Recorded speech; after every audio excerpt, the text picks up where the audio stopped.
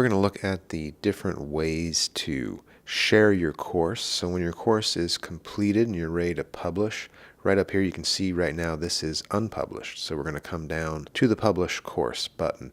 Now there's a drop-down menu here, Submit to Market. This is not publishing the course. This is associated with the gadget market. You don't want to worry about that because that's something completely different. So you're going to click here to publish the course and you'll get the confirmation dialog. And we'll click OK. And then we're going to come over to Settings next, and we're going to look at what we have here. We have two options. We have private, we have public. Public is visible to anyone who has the link, and private has restricted access. So the next step is coming to the sharing page, and these are primarily going to be options for courses that are set to public. So we have the course link right here, and you can send this out however you like. We have some automated things here, Facebook, Twitter. Pull this down so you can see it. Twitter, we have LinkedIn. You can auto-generate an email. And if you have a Google Classroom account, clicking this button will open the Google Classroom interface, and you can assign this lesson to your Google Classroom course. Next, we have Learning Tools Interoperability, or LTI for short. If you're using an LMS like Blackboard, for example, or Canvas, then you will use this link to add this via LTI so that you get completion and gradebook information into your learning management system. But that's a whole nother setup process that is detailed in some other videos. And then finally down here you have Standard Embed, and this is great if you have your own website that you want to put the course in. You might have credentials already for your learners, and so you can put this on a page behind your sign-in screen, or you might have a paywall. So this is a great option either way for that.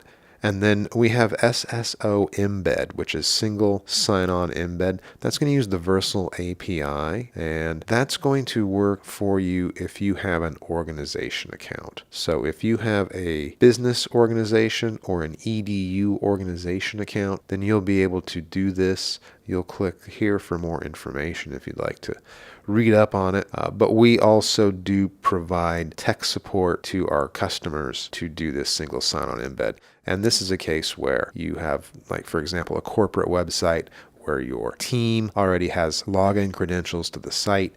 Then with the single sign-on embed, they'll use those existing login credentials to also access the course and have their progress tracked and so on. So now I'm going to set this to private. And we're going to talk about restricted access a little bit and learner management. So before we were public, now we're going to be private.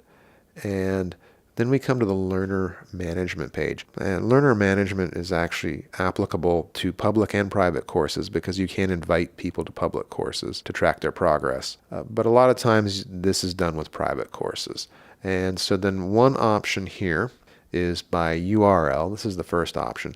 And so especially if the course is set to private, then this is the route by which your invited learners access the course. That URL that we saw earlier on the sharing page is no longer going to function. Anybody that tries to access the course from that URL is going to get a 403 forbidden error, and they're going to be denied access. By email now, this is a little bit different. You'll type in all of the email addresses for the invited learners here.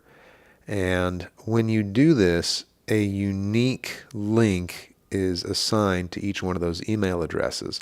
And then your recipient of the invitation will need to have a Versal account created with the same email address as that which the invitation went to. So in other words, I have to have my Versal account set up as mikec@versal.com when I click the link in the email that went to mikec@versal.com. Otherwise, I will be denied access. My account email and my invitation email must match. And that's it. Those are the ways that you are going to share your course with your learners on Versal.